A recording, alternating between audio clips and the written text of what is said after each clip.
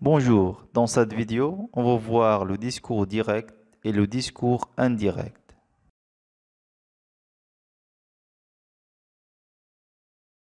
Commençons par le discours direct.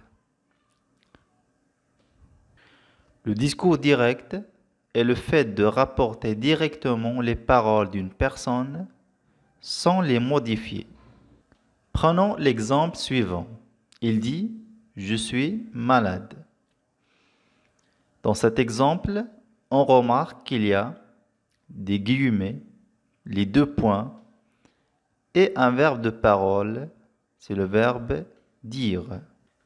On peut avoir d'autres verbes de parole, à savoir affirmer, annoncer, demander et répondre.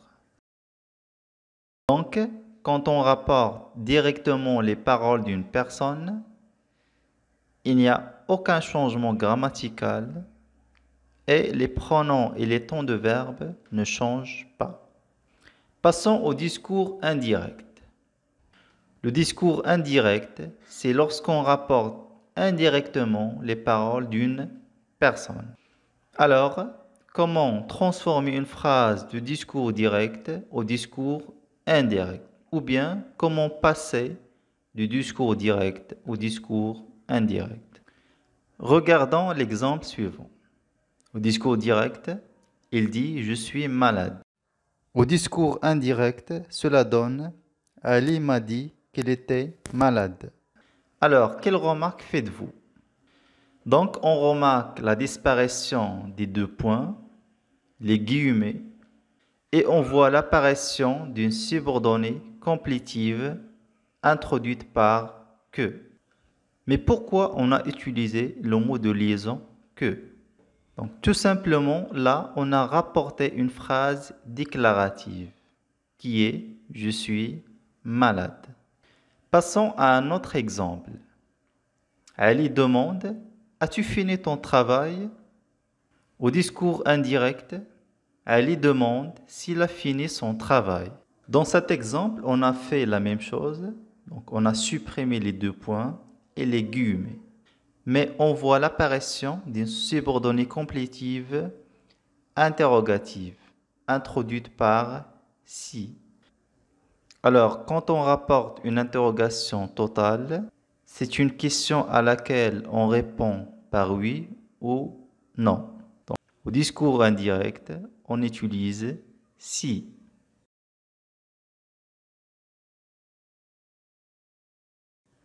Prenons un autre exemple. Ali demande « Quand partiras-tu »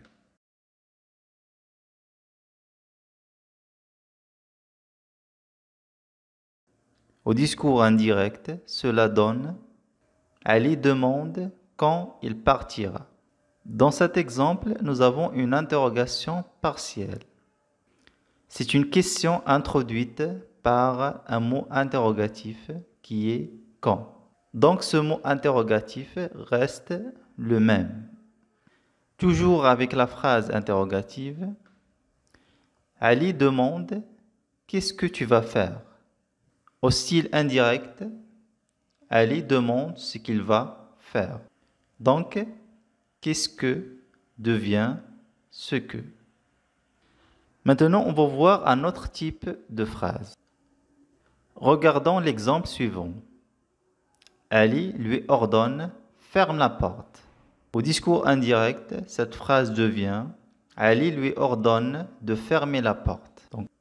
Donc, au style indirect, on a utilisé la préposition « de » suivie de l'infinitif présent. Parce que là, on rapporte une phrase impérative qui est « ferme la porte ».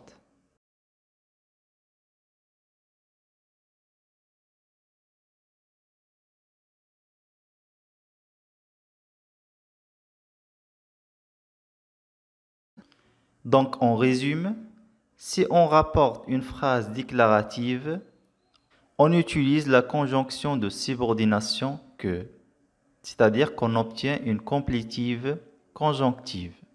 Si on rapporte une phrase interrogative totale, le mot de liaison qu'on utilise est « si ». et on obtient une complétive interrogative.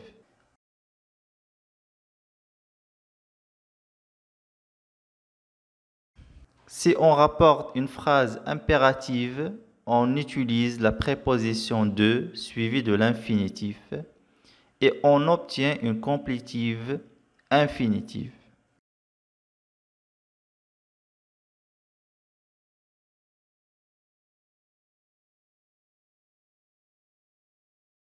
Regardons maintenant cette phrase. Au discours direct, Ali m'a dit « je suis malade ». Discours indirect, Ali m'a dit qu'il était malade. Alors, quelle remarque faites-vous dans cette transformation? On remarque que le temps de verbe a changé. Le présent devient imparfait. Je suis devient il était. Une règle à retenir. Si le verbe de parole est au présent ou au futur, il n'y a aucun changement des temps verbaux. Mais si le verbe de parole est au passé, c'est-à-dire l'imparfait, le passé simple ou le passé composé, on doit respecter ce qu'on appelle la concordance de temps. Voici la liste des changements de temps.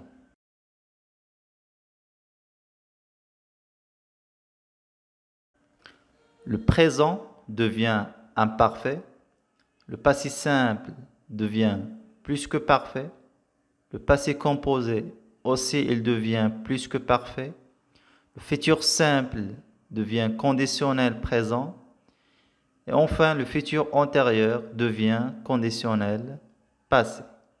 Pour les autres temps, il n'y a pas de changement. Prenons un exemple pour mieux comprendre. Ali lui a demandé « As-tu fini ton travail ?» Au discours indirect, Ali lui a demandé s'il avait fini son travail. Donc on remarque que « a fini » devient « avait fini ». Le passé composé devient plus que parfait. D'autres modifications à faire concernant les adverbes de lieu et de temps. Donc si on rapporte les paroles d'une personne à un autre moment, et dans un autre endroit, on doit modifier quelques références temporelles.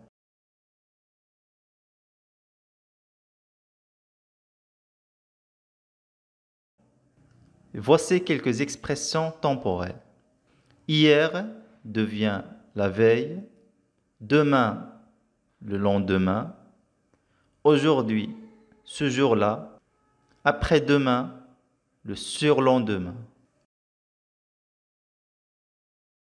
Pour les repères de lieu, ici devient là ou là-bas, à cet endroit devient à cet endroit-là. Un exemple pour mieux comprendre. Ali m'a dit « Je vais faire les courses aujourd'hui ». Au discours indirect, cela donne « Ali m'a dit qu'il allait faire les courses ce jour-là ». Donc on remarque que « aujourd'hui » devient ce jour-là. Passons maintenant à quelques particularités du discours rapporté.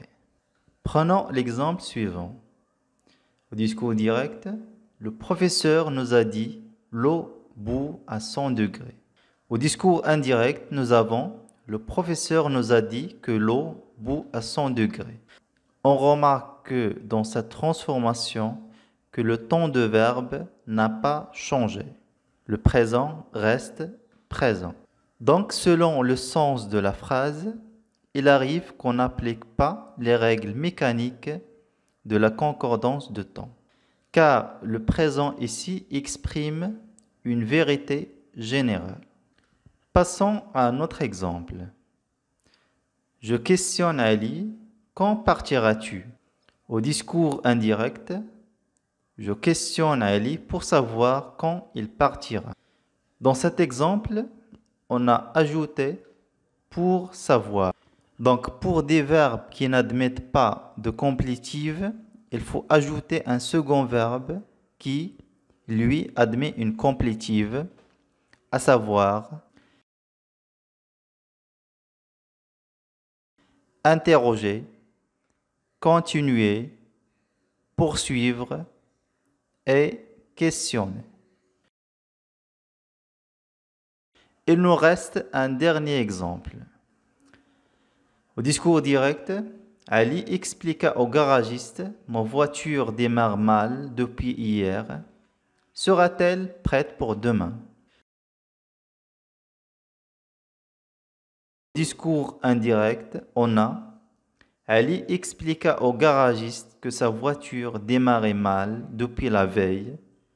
Il demanda si elle serait prête le lendemain. Donc, on remarque qu'on a ajouté un autre verbe de parole qui est le verbe demander. Justification, le verbe de parole expliquer n'admet pas une complétive interrogative. C'est pour cela qu'on doit ajouter un autre verbe de parole.